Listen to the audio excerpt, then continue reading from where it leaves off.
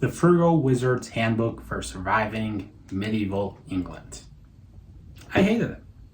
I've learned that I'm not a big sci-fi fan. There are sci-fi novels I like and some that I even love, but those are the exception, not the rule. Now, as far as comedies go, I can't think of a single book whose purpose was to be funny that I actually liked. I like funny moments in my books, I like funny characters, but when the whole purpose of the book, or the main purpose of the book, is to be funny, those don't seem to work for me. And then add in that Michael Kramer was narrating this book. He's not one of my favorite narrators to begin with, but he's fine with epic fantasies. After Wheel of Time, Stormlight, Mistborn, I'm just used to him at this point, and his voices work for epic fantasies. But comedies? Absolutely not. This was one of the worst audiobook narrations I've listened to. I felt it was a complete mismatch in style.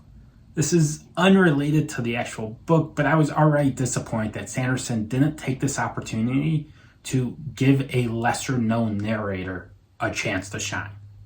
But I get it. Kramer and Redding, they're the voices of the Cosmere. But this book wasn't in the Cosmere. It had nothing to do with those. It's a completely different story, completely different style. This was the perfect opportunity to let anyone else do the narration.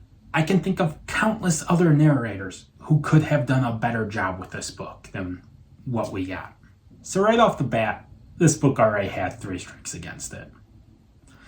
And while reading it, I felt like I was following a dumber version of Lightsong from Warbreaker. But whereas Lightsong doesn't think he's as important or as special as everyone in the book seems to think he is, in this book, our protagonist, he has an overinflated sense of self. He starts off the book with amnesia, and he spends the whole book trying to figure out who he is, and most of the time, he thinks pretty highly of himself.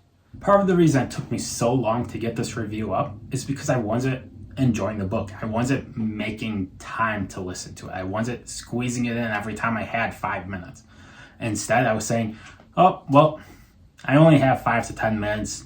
No point in putting the book on now. So it took me a long time to get through the book because, again, I wasn't enjoying it.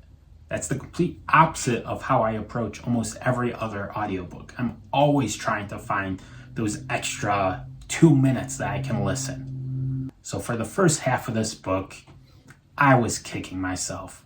I wasn't enjoying this book. I thought Tress was okay, but nothing special.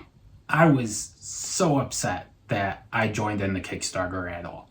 I could have bought at least 10 other books that I liked instead of wasting this much money on fancy copies of books that I didn't like.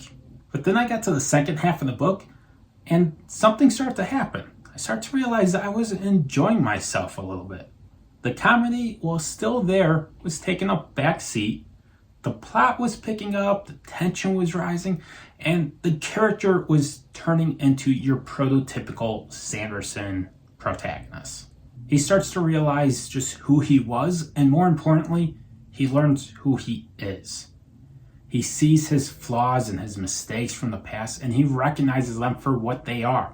And then like Kaladin or Dalinar, he steps up. He refuses to be broken and shattered and decides he is not going down without a fight.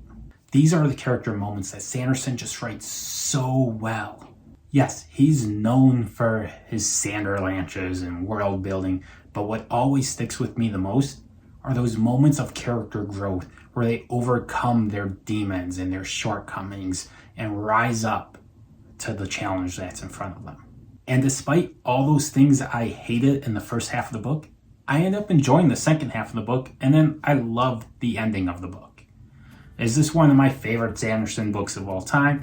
Absolutely not. But overall, I did enjoy it.